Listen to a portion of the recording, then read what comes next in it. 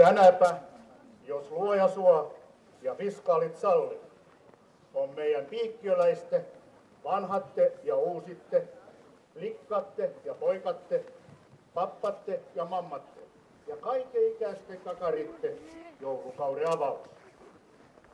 Senkään tähden pyydetäänkin kaikki kansalaisia olemaan laitalaisesti ja fiksusti. Toisia ihmisiä kohtaan. Ei mellakoitta, ei niuhoteta turhista.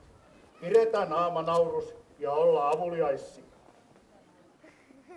Topputellaankin kaikki väkki ottamaan näitä klökei ja muitkin joulua ja kostukkei oikein kohtuullisesti. Sen verran vaan, että posket ruppee punottamaan ja sydän sovitaan semmottiskin, että ajetaan näillä kotikaruilla sopiva hiljaksillas.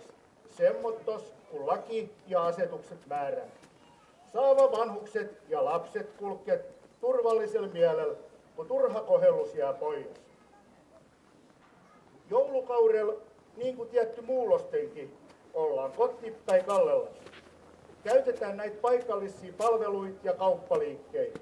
On lupsakas meininki, eikä haaskannu aikaa. Parkkeeramisse. Et tämmöttäs.